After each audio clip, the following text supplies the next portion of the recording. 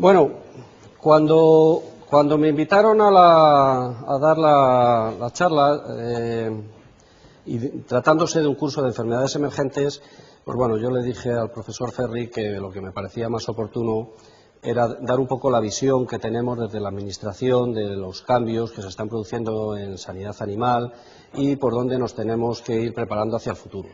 Yo creo que la sanidad animal en los últimos años en España, no en los últimos 5 años, pero en los últimos 15, 20 años, ha tenido una evolución importante y hemos pasado de ser una sanidad animal, de hacer una sanidad animal del barullo, de intentar solucionar todos los temas a corto plazo, que nos entraba de todo, que después éramos Don Quijote a la hora de tratar de luchar contra las enfermedades, con pocos recursos. Bueno, yo creo que esto ha evolucionado mucho. Yo la verdad es que en eso sí que he tenido la fortuna de poder ver la evolución que ha habido a lo largo de pues prácticamente yo llevo dedicado a esto 25, 26 años.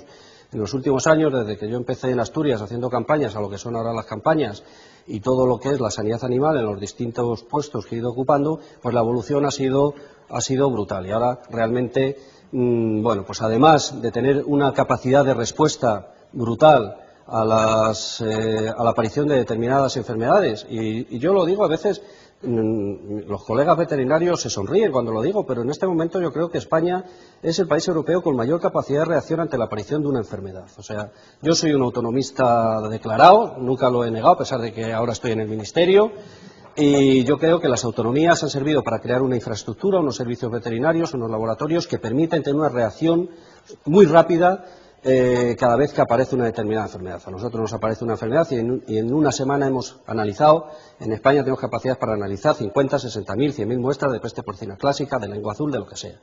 Y eso ha evolucionado enormemente, como os decía. Pero sobre todo también yo creo que ha cambiado mucho la forma de trabajar en sanidad animal y ha cambiado en una parte muy importante que es en la prevención, es decir, en el establecimiento de medidas, de planes de contingencia, es decir, de prepararnos hacia lo que nos puede venir y a lo que nos puede, bueno, a las enfermedades que nos pueden llegar. Es un poco a lo que quería dedicar hoy la charla, pues un poco cómo vemos nosotros todo el tema este de la globalización, todo el tema del cambio climático, porque bueno, lo que es un hecho evidente es que las situaciones y la aparición de enfermedades está cambiando y tenemos que estar preparados para eso. Y nosotros pues hacemos un análisis y yo lo que voy a pretender hoy humildemente es hacer un análisis de esa situación tal y como lo vemos nosotros desde la gestión pura de la sanidad animal. Indudablemente, bueno, pues centrándome en determinados aspectos, porque entrar en toda la temática es bastante complicado. Evidentemente, nos guste o no nos guste, podamos utilizar la palabra globalización para unas cuestiones o para otras, pero lo que sí es cierto es que lo que sí vivimos es en un mundo que está actualmente totalmente interrelacionado y que realmente desde el punto de vista de los intercambios de todo tipo se hacen de forma rapidísima y realmente ahora mismo a la hora de estructurar y de pensar un programa de contingencia a una determinada enfermedad no podemos concentrarnos únicamente en el análisis de lo más próximo, sino que realmente tenemos que ver cuál es la evolución a nivel mundial. Evidentemente, globalizaciones hay muchas, tenemos las financieras, que desde el punto de vista nuestro no nos afectaría excesivamente, aunque eso también habría que ponerlo entre comillas. Bueno, ya sabéis ahora la teoría que hay con la nueva gripe, de si es una especulación de los laboratorios, tal, bueno, pero indudablemente no es de lo que vamos a hablar ahora y no se trataría de hablar de cuestiones un poco etéreas, pero sí menos etéreo y más concreto son las transacciones de bienes y consumos, es decir, todo el transporte de materia, de todo tipo de materias y a nosotros las que nos afectan, materias de origen animales y de origen animal, enormemente importante y que siempre han tenido una trascendencia. Tradicionalmente son las enfermedades que han venido llegando y contra las que hemos tenido que ir luchando, aquellas que se transmitían a través del transporte y del intercambio de servicios. Y luego ya una cuestión que está muy de moda, yo he de decir que la verdad es que no me lo creía mucho, el tema del cambio climático, pero en los últimos años hemos tenido lecciones importantes de la importancia que está teniendo este cambio climático, sin entrar si es bueno, si es natural o si no es natural o la capa de CO2. Pero desde luego, desde el punto de vista de la sanidad animal, es claro que de alguna manera ha afectado, como veremos posteriormente, y nosotros aquí pues hemos tenido un ejemplo clarísimo que habíamos hablado mucho en los últimos años, pero es que está ahí y es la realidad, que ha sido el tema de la lengua azul. Absolutamente sorprendente su comportamiento con respecto a lo que habían sido en los últimos, bueno, lo que había sido históricamente esta enfermedad y la distribución de los vectores que la canalizan. Los movimientos mundiales, evidentemente, cada vez son más importantes, los mecanismos y los medios de transporte son cada vez más rápidos, con mayor capacidad de transporte, tanto desde el punto de vista aéreo, como marítimo, como el portuario.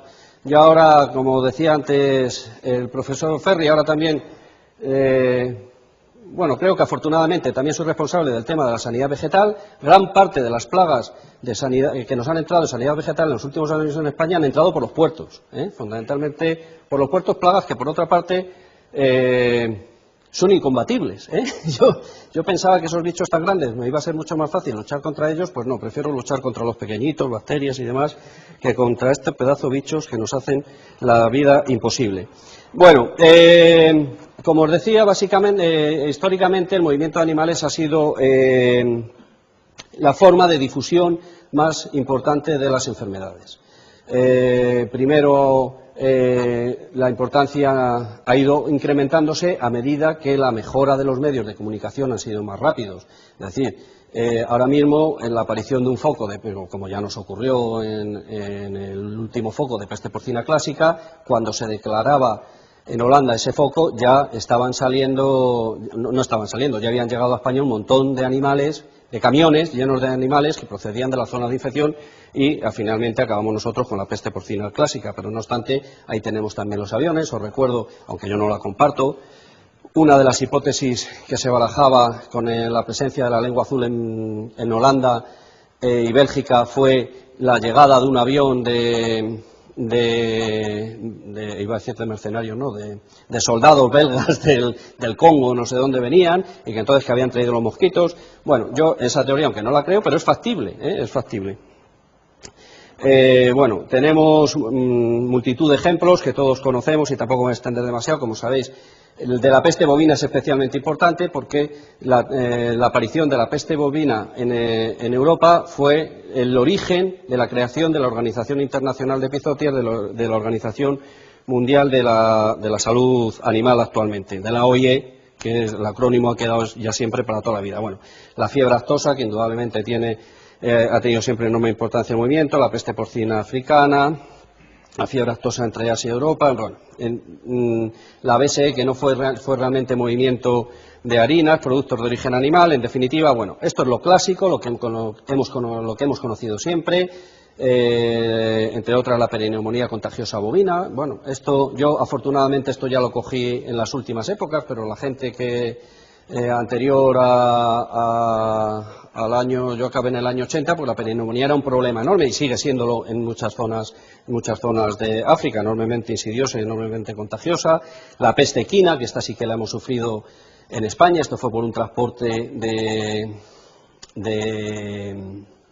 cebras, un transporte ilegal de cebras después de haberlas analizado y se cambiaron por otras en el barco, en fin, esta serie de cosas. La viruela ovina y caprina, que al final de mi charla la comentaré brevemente, porque también es una enfermedad que en el norte de África sigue estando presente y cada vez lleva unos años que está cada vez más virulenta. Y luego, bueno, pues los europeos no nos hemos salvado de nada, es decir, los europeos en el momento en que hemos podido también nos hemos soltado toda la mierda que hemos podido, el PIRS, la peste equina, la PPC, la vesicular, la lengua azul, la BSE. En este sentido también tengo que decir que nosotros no hemos soltado nada por ahí, ¿eh? A nosotros nos ha llegado casi todo. Nosotros hemos tenido la fama de desestructurados, perdonadme la palabra, incluso de guarros, pero la verdad es que nosotros no hemos soltado nada. A nosotros nos ha llegado de todo. También por una culpa nuestra, porque hemos importado demasiado ganado cuando a lo mejor lo podíamos haber producido. Pero bueno, sea como fuere, a nosotros nos ha llegado de todo. Nos metieron la peste porcina clásica 2 o 3 O 3 veces, hombre, la peste africana vamos a dejarla ahí. Pero no fue nuestra, fue portuguesa. En cualquier caso, bueno, lo que quiero decir con esto es que es difícil controlar las enfermedades y nosotros hemos recibido la mayor parte de estas enfermedades porque nos las han enviado. La enfermedad vesicular del cerdo, las pestes, etcétera, etcétera. Y luego, pues entre los distintos países europeos, pues ha habido, como decía, de todo, ya sin contar las últimas de influenza aviar, la peste porcina africana, el foco de fiebre aftosa de Inglaterra, el último que no tengo aquí, que afortunadamente se quedó allí colgado, en fin. En definitiva, el movimiento de animales ha dado lugar a la aparición de multitud de enfermedades. Estas enfermedades, algunas de ellas son reemergentes, enfermedades que ya habíamos, bueno, las clásicas, la PPC, la fiebre aftosa, ojo con la tuberculosis. Con la tuberculosis hay países que después del esfuerzo de haber intentado erradicar ahora están teniendo unos problemas tremendos de tuberculosis y por otra parte hay que tener mucho cuidado con la importación de animales silvestres con graves problemas de tuberculosis y después de los últimos años la gripe aviar y la lengua azul. En definitiva, enfermedades que de alguna manera reemergen periódicamente y que aparecen por sus distintos métodos, vectores, transportes, etcétera, etcétera. Y después hay otra serie de enfermedades que yo creo que a nosotros no nos ha llegado todavía, pero que debemos tener siempre la vista puesta ahí, porque son enfermedades que causan una mortalidad importante en las zonas afectadas. Realmente son zonas o poblaciones muy reducidas las afectadas, pero que realmente producen una grave mortalidad en el hombre y que se caracterizan fundamentalmente porque son enfermedades que han pasado de animales silvestres y tras un paso por animales domésticos han pasado al humano y realmente ha producido una mortandad. Fundamentalmente todas estas se han producido en Asia, pero ¿quién dice que mañana no nos pueda llegar a alguna de estas a nosotros? Bueno, desde el punto de vista de la importancia de las enfermedades, hay que tener en cuenta que todas las enfermedades animales tienen una enorme importancia, pero más importancia todavía tienen las enfermedades zoonóticas. Y un 60% de las enfermedades de los patógenos humanos son de naturaleza zoonótica, es decir, pueden tener como hospedador a los animales. Esto es enormemente importante. Uno de los cambios fundamentales que se ha producido en todo esto que os comentaba al principio, uno de los cambios fundamentales que se ha producido en la gestión de la sanidad animal ha sido realmente a través de enfermedades muy complicadas, como fue en su momento la vaca loca, por su carácter fundamentalmente zoonósico, sino que fue cuando realmente la gente empezó a tener conciencia de lo que era la enfermedad animal, porque al final hasta ese momento yo creo que todo el tema de las enfermedades animales se movía en un círculo íntimo de los que nos dedicamos a esto, los veterinarios, los profesores, los que estaban, pero era casi familiar, los ganaderos que decían que éramos unos inútiles, que no teníamos más que enfermedades, tal, no sé qué, pero hubo un momento que esto se desbordó y realmente se desbordó porque realmente en ese momento fue cuando la población empezó a sentir miedo de cómo se estaba produciendo y que realmente eso podía hacer un daño importante al ser humano. Después todo relativo. El día que se evalúe cuál fue realmente el efecto de las encefalopatías con respecto a otras enfermedades, pues bueno, habrá que reflexionar mucho sobre la cuestión, pero de todas maneras reflexionaremos, se escribirán grandes tesis doctorales sobre el tema, pero la realidad es que en ese momento el pánico fue el que fue.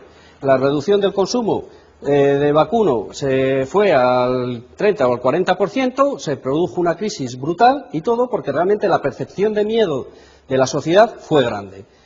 Y en ese momento, pues también, ¿por qué no decirlo? Los que nos dedicamos a esto, igual tuvimos algún fallo de comunicación porque por primera vez nos enfrentábamos no a un brote animal, sino a un brote mediático tan fuerte como fue el de las encefalopatías. Tuvo la ventaja de que cambió totalmente la estructura veterinaria y la percepción veterinaria dentro, o sea, de las enfermedades animales dentro de la sociedad y por lo tanto dentro de la sociedad política también, que todos entenderéis que es enormemente importante tener a los políticos de nuestro lado, Bueno, y por otra parte hay un número muy importante de enfermedades también, de las nuevas emergentes, que son zoonóticas, algunas de ellas muy graves, como ya os he comentado antes.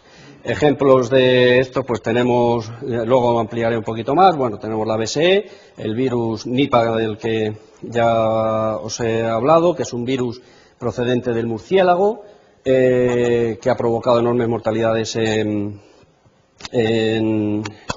Malasia. Después tenemos la influenza aviar, que también, bueno, la influenza aviar también habría que ponerla entre comillas, la importancia de la influenza aviar en el conjunto, y luego enfermedades como la fiebre de Valle del Rift, Nil occidental, etcétera, encefalitis japonesas, etcétera, etcétera. Como os decía, lo más importante de esto, y lo que hemos aprendido nosotros de todas estas situaciones, no solo es lo que ocurre, o sea, no solo es la enfermedad, sino lo que a partir de la aparición de estas enfermedades la gente piensa que puede ocurrir, como decía Alfred Hitchcock. ¿Qué quiere decir esto? Que realmente nosotros ahora, además de luchar contra las enfermedades, tenemos que saber transmitir la realidad de las enfermedades a la población, cómo combatirlas y cuál puede ser el efecto que tienen sobre el conjunto de la población. Eso nos obliga a estar preparados, a combatir y a comunicar. Y eso tiene un enorme problema, porque yo, por ejemplo, que me he dedicado todos estos años a gestionar la sanidad animal, yo nunca he recibido un curso de comunicación. Bueno, el año pasado nos inventamos uno para intentar aprender, y sí que aprendimos. Pero es enormemente importante, es tan importante nuestra gestión sanitaria, que es además lo que conocemos, como la gestión de comunicación. Yo puedo decir que uno de nuestros principales problemas, cuando aparece cualquier brote de enfermedad, o en estos últimos años, meses, con la gripe A, el problema de la gripe porcina fue tremendo. ¿Cómo abordarlo? Y entonces estábamos realmente ante una situación que no era un problema de enfermedad animal, una influenza que hasta la información que tenemos hasta este momento se comporta de manera absolutamente normal en las 4 o 5 granjas que ha habido en todo el mundo afectadas, que no hay un incremento importante de mortalidad, que no hay nada, y sin embargo realmente se nos produce un problema importante de transmisión de esto, porque te puedes pasar de frenada, puedes salir y decir, no, aquí no pasa nada, tal, tiene problema, y ya te sale listo, pero allí hubo uno que se puso con gripe y ya la has liado. Como hayas comunicado en ese momento mal, la has liado porque ya no te creen nunca. Bueno, pues ese es un problema que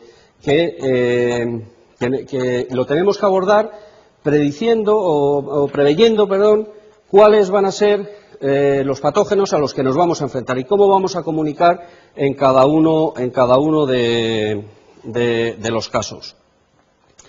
¿Qué es lo que está ocurriendo ahora desde el punto de vista de difusión de las enfermedades? Desde el punto de vista de difusión de las enfermedades ha habido cambios importantes que han modificado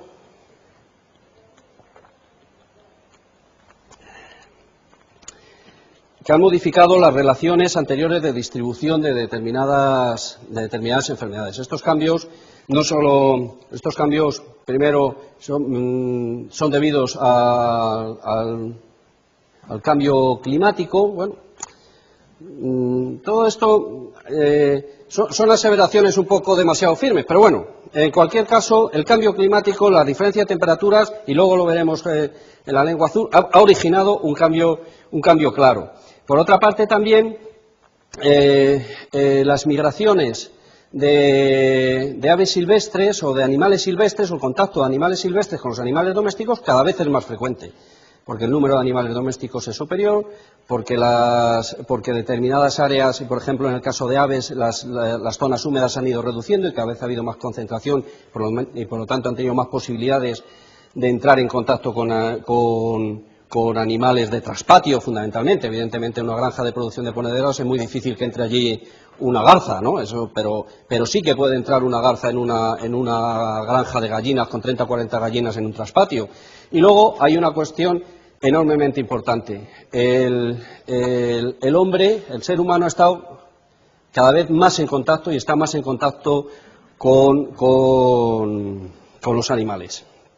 Bueno, entonces todo eso produce una interconexión importante que realmente nos vamos repartiendo los patógenos entre los animales salvajes, los animales domésticos y el humano. Y vamos transmitiéndonos virus, bacterias, vamos repartiendo un poco fuego al mus, y eso pues crea indudablemente determinados problemas importantes, como ahora en el caso del humano el tema de la recombinación del virus gripe con virus porcino, aviar y virus humano.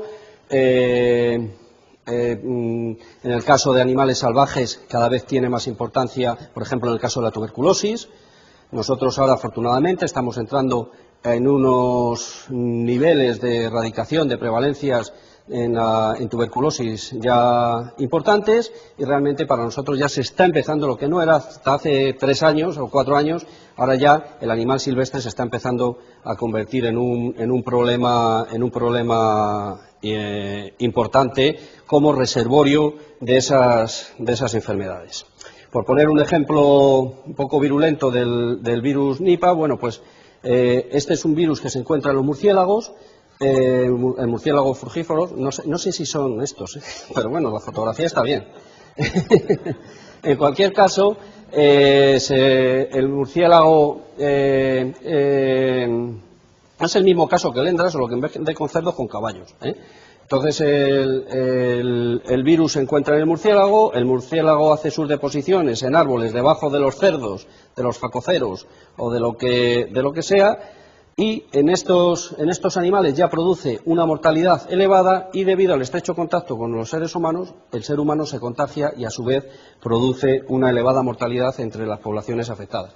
Insisto, este es un caso, bueno, puesto este caso por poner un caso extremo, que son focos muy controlados en este momento, pero que en cualquier momento pueden dar un salto importante, como fue el caso del ébola, que también ha estado muy concentrado en determinadas zonas, pero que se está produciendo sistemáticamente. Luego, por otra parte, en todas estas zonas asiáticas hay un incremento de la producción enorme, hay un incremento de la producción, pero sin medidas de bioseguridad, con una mezcolanza, con unas granjas absolutamente abiertas, sistemas de traslado modernos, mezcla de animales, etcétera, y además sin ningún tipo de garantía de que esto después no entre en la cadena alimentaria, ¿no? Y esto además después va a convivir con los sistemas sumamente tecnificados de los países desarrollados. Pero ahora mismo esto se puede estar produciendo, que animales producidos en estas condiciones llegan a través de los barcos a África, a Europa, a través del puerto de Milán, de Ámsterdam, del de Bilbao o del de Turquía. Es igual, pero los caminos del Señor son inescrutables. y el riesgo siempre está ahí. Y el acceso de estos animales, que antiguamente podía ser impensable a nuestros territorios, pues es ahora mismo una cuestión que tenemos que valorar. No es fácil, pero es posible. Cada vez tenemos, como os decía, mayor fuente de nuevos patógenos en la vida salvaje, cada vez tenemos mayores problemas los problemas suyos naturales y los que les hemos transmitido nosotros a través de nuestra producción doméstica, y luego pues hay un intercambio como os decía, de patógenos entre diferentes animales. Bueno, esto es un ejemplo de la estrecha relación entre el jabalí y el ganado de lidia, está interesante, y el jabalí ahora mismo pues tenemos problemas de tuberculosis importantes en determinadas zonas. Bueno, como os decía antes, tenemos sistemas de producción que conviven a larga distancia, sistemas de producción absolutamente dispares. Esto, pues insisto, es un poco exageración, pero es así. Tenemos sistemas en la cadena alimentaria y en los sistemas de intercambio, entran desde productos de origen animal con una enorme tecnificación y unas enormes medidas de bioseguridad y de control sanitario y demás, con sistemas mucho más laxos, con pocas posibilidades de entrar en nuestros mercados de forma legal. Pero en estos casos siempre estamos con el peligro de las importaciones ilegales. Tenemos sistemas de transporte que, como os pongo aquí, esto como voy a mitad de la charla ya es para relajar un poco, para que no os durmáis, que son cómodos pero poco seguros, sistemas en los cuales los animales pues bueno, en todo el sistema de desinfección y tal, aunque sobre la desinfección aquí también podríamos hablar un poco del tema de los vehículos, que yo creo que es una asignatura pendiente que tenemos todos, con los sistemas que antes hemos visto, que son sistemas muy rápidos, muy limpios, pero enormemente peligrosos, porque te meten un virus aftosa o te meten un virus de peste porcina o cualquier otra cosa en cuestión de horas, en el centro de un país. Y después hay otro caso, que este es enormemente importante y que cada vez tiene mayor trascendencia. Es enormemente importante el número de especies ilegales, de especies salvajes que se introducen en España. Vamos, en España, quiero decir, en los países, en nuestro entorno, es un problema policial, pero lo que es cierto es que a pesar de las restricciones, yo no dejo de ver especies exóticas en nuestros territorios. Estos, por ejemplo, estos dromedarios y tal, esto no es, podría ser el desierto de Túnez, es un pinar de Valladolid, al lado de mi casa, que por aquí paso yo con la bici, y este es uno que tiene un centro de caballos y le encantan los bichos raros. Tienen un canguro, un cerdo vietnamita, 200 dromedarios, una llama, y yo cada vez que paso por allí se me ponen los pelos como escarpias. ¿Que los habrá metido legalmente? Yo no digo que no. Pero en el momento que tratas de hacer la trazabilidad, nunca trazas hasta el final. Entonces, pues esto es un riesgo. Luego, en este negocio se mueven miles de millones de euros con especies, fundamentalmente especies aves, bueno, estoy tonto, rapaces que tienen un valor importante, huevos para criar. Bueno, estos son hallazgos de la Guardia Civil en el aeropuerto de Barajas. O sea, que imaginaros lo que puede estar entrando por todos los lados. Muchos de nosotros hemos viajado por ahí, yo qué sé, a Túnez, por ejemplo, a donde sea, te han ofrecido algún animal exótico, y ves a mucha gente que entra en el aro de intentar meter el animal. Nosotros el año pasado tuvimos un problema gordo con una chica que había comprado un mono en una ciudad al lado de Ceuta y lo intentó meter. Entonces el mono le mordió y lo metió en la maleta. Y le metió en la maleta y le mordió. Bien mordida, por otra parte, porque el mono se asfixió, claro. Pero claro, con el mono, finalmente, el problema, pues hacerle 200, no os voy a decir de qué tuvimos sospecha, que luego no lo hubo, pero en el caso de que se hubiese confirmado, pues el barullo que se forma es pistonudo por la irresponsabilidad. Esa ya ni tan siquiera quería traficar, quería hacer el tonto. Y no, el tonto que nos hunde realmente si realmente se confirma la presencia de esa enfermedad. Y bueno, y luego el cambio climático. Como os decía, este tema, yo realmente era un tema que no creía en la importancia que tenía, pero bueno, yo al final, por lo menos en lo que se refiere a las enfermedades vectoriales, pues me he tenido que convencer de que efectivamente algo ha cambiado. Yo no sabría definirlo muy bien, yo tengo mi propia teoría, como no soy científico no lo puedo demostrar, a lo mejor uno de estos jóvenes profesores me podría echar una mano, pero bueno, lo que sí es cierto es que las enfermedades vectoriales están cambiando su distribución y la lengua azul, yo no voy a meter hoy el rollo de lengua azul, sencillamente sí que me parece un buen indicativo de qué es lo que nos puede ocurrir de cara al futuro, porque nosotros lo que estamos enormemente preocupados son por las enfermedades vectoriales que nos pueden llegar por el sur de España, o sea, por el norte de África. No porque ellos lo hagan mal, ojo, que algunos lo hacen, sino porque esto no hay quien lo pare. Bueno, entonces, como os decía, el cambio climático ha afectado de formas muy diversas, de forma general en la atmósfera, pero la temperatura, lo que está claro es que va aumentando. Hay estudios sobre la estimación de temperatura, del incremento de temperatura de aquí en los próximos años.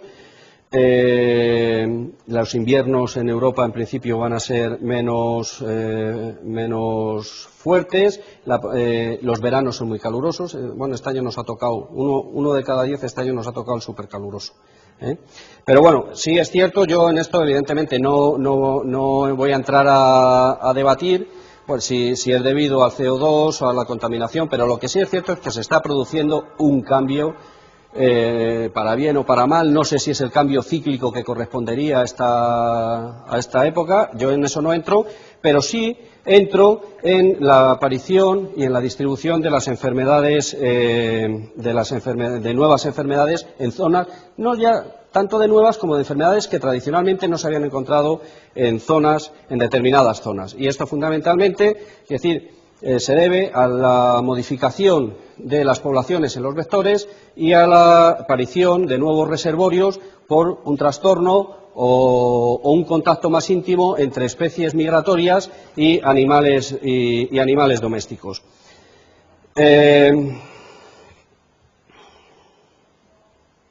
Bueno.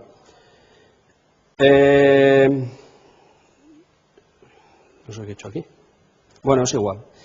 Uno de los ejemplos es la lengua azul, que todos conocemos. Es una enfermedad con 24 serotipos distintos, que suponen 24 enfermedades. Esto también nada tiene que ver con la charla de hoy, pero me gusta decirlo porque, claro, uno de los principales problemas que nos hemos encontrado en los últimos años en España es que como hemos tenido 3 y todo era lengua azul, uno de los esfuerzos más importantes de explicación era que cada una de esas enfermedades era distinta, y además, de hecho, los virus se han comportado de forma distinta. El serotipo 4 prácticamente no producía una cierta mortalidad, una cierta sintomatología en ovejas, pero nada más.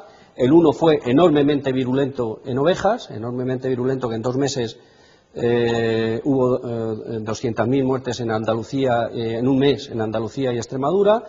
En vacuno no hacía nada y, sin embargo, el serotipo 8, pues a nosotros no nos ha afectado mucho. Yo creo que hemos llegado a tiempo con la vacuna, pero en el norte de Europa afectó mucho al vacuno, incluso en algunas zonas más que al ovino. Es decir, que son el mismo virus, distintos serotipos, distintas enfermedades con distintos comportamientos desde el punto de vista patógeno. Esta era una distribución habitual de la lengua azul, por llamarla de alguna manera, a la que estábamos acostumbrados todos y con la que nos movíamos y con la que nuestros colegas europeos no nos hacían ni caso. Los colegas europeos se limitaban a machacarnos los movimientos desde el sur de España para el norte de Europa y tal, y eso que no eran muchos, pero no nos hacían ni caso. Esto parecía que era una enfermedad de países mediterráneos, digo a nivel europeo, de países pobres, y que no nos hacían ni caso. Pero ay, amigo, resulta que esto cambió, que los paralelos de distribución cambiaron. Nosotros ya habíamos tenido un aviso. Nosotros con el serotipo 4, la peste equina y la lengua azul nunca había sobrepasado la Sierra de Gredos. Siempre se había quedado parada ahí en la Sierra de Gredos y en el sur de Madrid, luego ya por Castilla-La Mancha. Pero ya el serotipo 4, y estaba yo todavía de aquella aquí, creo recordar, el serotipo 4 pegó un salto, ya pasó la Sierra de Gredos y apareció un foco bastante fuerte además en Barco de Ávila. No sabemos ni cómo llegó ni cómo dejó de llegar, pero ya allí de alguna manera la población del culicoide se había implantado y realmente había conseguido transmitir en una zona que nunca había habido ni problemas de peste equina ni problemas de lengua azul, nunca había habido ese problema. Nosotros ya tuvimos ese aviso. Pero bueno, no obstante, seguíamos trabajando con las mismas tesituras hasta que realmente pegó el gran sorpresón, por decirlo de alguna manera, que fue el cambio, el salto desde el paralelo 40 y ya afectó al norte de Europa, y le afectó y de qué manera que todos conocemos. Bueno, esto evidentemente yo creo que no obedece a la casualidad y está claro que animales que la misma vía de entrada que estaba abierta en ese momento para que se transmitiese el serotipo 8 de la lengua azul, esa vía de entrada debía llevar años y cientos de años abierta, y en el centro de Europa ha tenido que haber animales infectados con lengua azul procedentes de África y procedentes de 1000 sitios, pero nunca había habido contagio. Ahí saltó. Yo, hombre, me disgusté un poco porque me empezó a jorobar el verano, que estaba de vacaciones, pero pues, me puso una sonrisita así, porque claro, ya a partir de entonces los europeos ya nos empezaron a mirar de otra manera con el tema este de la lengua azul. Y sobre todo que se equivocaron en una cuestión importante, que pensaron que el invierno se iba a tragar el virus. Y el invierno, el virus sobrevive en algún sitio en invierno que no le afecta el frío. Y luego en primavera, y cuando vuelve a haber mosquito, vuelve a dar leña. El virus solamente desaparece cuando hay suficiente inmunidad en los animales, natural o adquirida por la vacuna. Y entonces se equivocaron y fue cuando se preparó el gran petate que todos conocemos y que no es el objeto de la charla de hoy. Pero bueno, el caso es que el sistema saltó. También, además de en mi opinión, el virus de la lengua azul necesita dos cuestiones, o sea, vamos, que en mi opinión y en la de todo el mundo, necesita virus y mosquito, pero necesita mucho virus y mucho mosquito. La temperatura en el mosquito, el incremento de la temperatura tiene dos efectos absolutamente perniciosos para la difusión del virus. Aumenta las poblaciones. El Oxoletus es un mosquito que estaba presente en toda España, en toda Europa, estaba presente, así como el limícola solo estaba en el sur de España, el Oxoletus estaba presente siempre. ¿Por qué el Oxoletus no había transmitido antes la lengua azul y ahora sí? ¿Por qué a nosotros el serotipo 1, que nunca se había conocido la transmisión por el Oxoletus, pasa y salta la barrera de distribución del limícola y pasa a la del Oxoletus? A mí me parece, la cuestión más importante es que creo que las poblaciones son mucho más grandes. Hay muchísimo más mosquitos y la replicación es mucho más fuerte y, por lo tanto, el contagio se produce. Además, en el mosquito favorece la temperatura, la colonización de las zonas en las que ya se encuentra y, además, hace más virulento y más eficaz el paso intestinal. El virus en su paso intestinal se hace más virulento y mucho más eficaz a la hora del traslado de la enfermedad. Y este es un hecho evidente y es un hecho claro de que de alguna manera la temperatura, la humedad o algo ha afectado. Ha afectado de una forma radical, porque la difusión en el centro de Europa fue brutal, o sea, fue una difusión del orden de 50 kilómetros cada 15 días, o sea, que es que las poblaciones del Oxoletus estaban, por la información que nosotros tenemos de los entomólogos, era que sabían, a pesar de las pocas informaciones que tenían, porque habían trabajado muy poco en este tema, pero que las poblaciones se incrementaron y hubo mucho más posibilidad de contacto de vacuno, de replicación, y fue cuando se preparó el lío y cuando dio el salto. A mí me parece, como os decía, que es un hecho evidente de la importancia que tienen los cambios en el clima en esta enfermedad y en otras que luego comentaremos, ¿vale? Bueno, la gripe aviar es un caso sensiblemente distinto, es un caso más relacionado con las migraciones de las aves, indudablemente también es un caso desmesurado, la importancia que se le dio en su momento. Bueno, ahora nos ha venido bien porque teníamos las estructuras y la organización preparada para este nuevo problema que surgió de la gripe A, pero bueno, en cualquier caso, lo que sí es cierto es que en la gripe aviar tuvo una enorme importancia las aves silvestres y fundamentalmente las aves migratorias. Las aves migratorias que, como os decía anteriormente, pues entran en contacto con animales domésticos, bien en granjas de traspatio, hay mucha más conexión con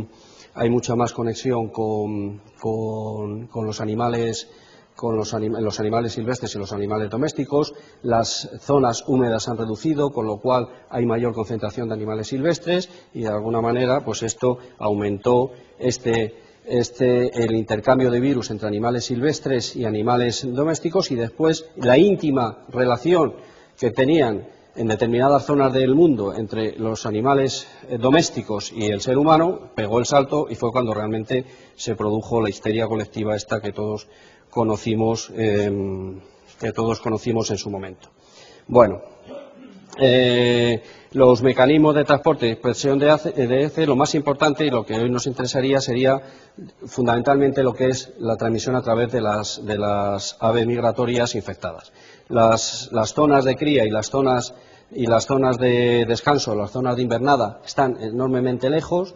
Estas rutas, ahora están haciendo estudios sobre este tema, pero estas rutas que abarcan a todo lo largo, diferentes rutas a lo largo de todo el globo terráqueo, se han modificado, se han variado. Insisto, lo más importante también, estas rutas, sobre todo en las zonas de invernada y lo que ocurrió fundamentalmente en Europa, se han concentrado los animales migratorios. Bueno, después tenemos otra serie de enfermedades que a nosotros nos preocupan de cara al futuro. Entre ellas pues tenemos la del Nilo Occidental, nos preocupa precisamente el West Nile.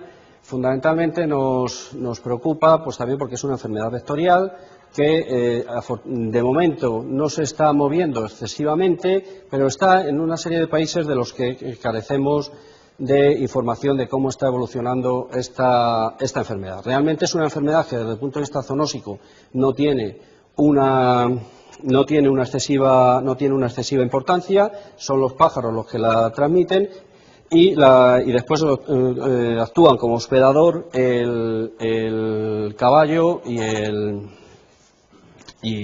ser humano. Entonces, de momento, en lo que es toda Europa hay una serie de casos en Italia y nosotros hemos encontrado dos serológicamente positivos, no hemos encontrado el virus nunca en España, en un águila perdicera y no recuerdo cuál era el otro animal. Pero bueno, en cualquier caso, estas son una enfermedad que de momento a nosotros no nos está produciendo problemas, pero nos viene por el norte de África y estamos alerta en el control de esta enfermedad y de hecho ya tenemos un plan de contingencia preparado. En Estados Unidos sí que ha sido un problema bastante más importante. Insisto que desde el punto de vista zoonósico no es que sea una enfermedad letal, hay distintos grados de afectación humana, hay casos graves que son los menos, hay casos de una sintomatología normal, por llamarlo de alguna manera, o leve, y hay casos asintomáticos. Este era en el 2002, ¿cuál era la situación en Estados Unidos? Que era la zona, o sea, digamos toda la zona marrón estaría libre y actualmente, pues bueno, está distribuido por todo Estados Unidos y realmente ahí sí que en Estados Unidos la distribución ha sido bastante importante. En este caso, la transmisión se produce por un mosquito distinto, que es el mosquito que es del género Cules. Bueno, y después pues tenemos otra serie de enfermedades que sin preocuparnos desde el punto de vista vectorial sí que nos preocupa porque nuestros vecinos, como decía, del sur de Europa están teniendo graves problemas con ellas y aunque realmente nosotros ahí sí que en animales vivos tenemos digamos unas fronteras bien organizadas y en principio no deberíamos temer la presencia de estas enfermedades porque realmente son enfermedades transmitidas por contagio directo, pero que en cualquier caso nuestro observatorio tiene que estar puesto siempre ahí viendo la evolución epidemiológica de estas enfermedades y ver lo que ocurre. Bueno, en el caso está en francés no porque me haya vuelto un pedante afrancesado, sino porque, bueno, es porque son diapositivas que nos las pasaron nuestros colegas marroquíes y quería que quedase claro que no eran mías, ¿eh? Os lo voy a traducir. Peste de los pequeños rumiantes, ¿eh? Bueno, la evolución de esta enfermedad es claramente preocupante en África. También es verdad que en todos estos años y en el continente africano nosotros trabajamos con la información que disponemos, pero lógicamente ahí hay mucho silencio. Como veis, prácticamente en toda la zona sahariana ha ido apareciendo la enfermedad. La enfermedad en principio habría pasado desde el este al oeste de África por todos los países saharianos y ha subido a Marruecos. Es imposible en estos momentos que Argelia y Túnez no tengan peste de los pequeños rumiantes. Es sencillamente imposible. De hecho, los marroquíes mantienen, yo creo que con razón, los servicios veterinarios marroquíes, los servicios centrales son gente muy preparada, muy formada, son gente formada en Francia fundamentalmente y trabajan muy bien y hacen un seguimiento epidemiológico de las enfermedades bastante importante. Bueno, pues esta Actualmente, como veis, el número de países afectados es muy importante y nosotros lo tenemos a nuestras puertas. Bien, es verdad que el serotipo que afectó a los marroquíes es un serotipo que se transmite por contagio muy directo, ¿eh? O sea, tenían granjas prácticamente colindantes que los animales no habían entrado en contacto y no había habido ningún problema. Entonces, nosotros, en cualquier caso, mantenemos ahí la vigilancia, los marroquíes nos pasan información al respecto y, sin ser una enfermedad que ahora sea la que más nos preocupe, porque es una enfermedad, en principio, insisto, que tiene que ser por un contagio directo, quiere decir que tendría que ser a través de animales vivos que llegasen a España y entrasen en contacto con los nuestros, cuestión ahora altamente improbable, porque además no son animales pequeños como los que hemos visto antes. Marruecos estaba afectado en el norte prácticamente en toda la zona. Voy a contar una anécdota, ¿eh? Cuando estábamos nosotros en una visita a los marroquíes y el epidemiólogo suyo, que es un tío magnífico y muy hablador, estábamos cogiendo el avión para ir a Rabat y estaba triste como un demonio. Y estaba allí amulado. Digo, ¿qué te pasa, Josep? No, es que van a cambiar el ministerio, la estructura o no sé qué, y tengo una reunión esta tarde. Digo, bueno, qué más da. A eso ya estamos acostumbrados a que nos cesen. Y el hombre era justamente el día que habían identificado la peste de los pequeños rumiantes en Marruecos. Luego le llamé para solidarizarme con él porque me sentí plenamente identificado el careto que tenía con el que se nos pone a nosotros cuando nos llega algo. Bueno, estaba afectado todo el norte de África, todo el norte de Marruecos, perdón, y ellos inmediatamente pusieron un sistema de vacunación en marcha que les ha resultado sumamente efectivo, una campaña general, tiene su mérito el número de animales que vacunaron los marroquíes con vacuna viva y prácticamente ahora mismo el foco le tienen controlado. Tienen una vigilancia de la peste de los pequeños rumiantes permanente ahora en el país. Nosotros estamos trabajando con ellos en sistemas de vigilancia, en planes de contingencia y bueno, en principio parece que desde luego este brote lo han conseguido parar. Otro tema importante para ellos y por lo tanto para nosotros es la viruela ovina. El número de focos cada vez tuvieron un repunte importantísimo en 2008. La tienen muy extendida y además en el 2009 no dejó de crecer el número de focos nuevos. También lo tienen en el norte del país, y este es un problema pues que a nosotros no nos preocupa, pero que seguimos atentamente de acuerdo con ellos porque en cualquier momento nos puede llegar a crear un problema. Bueno, ¿y cuál es el futuro? Bueno, aparte del que ya he pintado aquí, que es un futuro bastante próximo, evidentemente, pues bueno, yo me imagino que los nuevos patógenos que salen de todos los lados, entonces ya el único sitio nuevo que se me ocurre que vengan, pues es del espacio, de la Luna, de Marte, de no sé qué. El otro día leí en el periódico que habíamos perdido la piedra que nos habían regalado de la Luna. Digo, por Dios, que esté desinfectada. Entonces, pues no lo sé. Yo, la verdad, es muy difícil predecir. Los cambios son brutales. Yo creo que las interconexiones entre animal silvestre, doméstico y humanos es lo que va a marcar el futuro, aparte de las barbaridades que podamos producir el ser humano, que ahora no que se nos pueda ir la mano con cualquier otra cosa. Pero indudablemente yo creo que por ahí puede haber un agujero importante en todo lo que respecta a la aparición de nuevos patógenos, y especialmente importante los animales. Tienen enorme importancia para los que trabajamos en la producción animal, pero también es enormemente importante todas las enfermedades que finalmente acaban pasando al hombre, y curiosamente además este tipo de virus que está pasando a través de estas transmisiones, que provoca allí donde aparece una mortalidad bastante elevada. Y bueno, esto era un poco la visión que nosotros tenemos. Probablemente se podría profundizar bastante más en todo este tema, pero bueno, tampoco era cuestión de aburriros con 200 enfermedades, cuando realmente sobre estas que os he hablado es sobre las que nosotros tenemos puesto el tiro fundamental y la visión fundamental de por dónde nos pueden venir los problemas. Y yo, desde luego, si hay algún veterinario que tiene que subir ahí para ver qué nos traen, yo me apunto, ¿eh? Y nada más, muchas gracias a todos.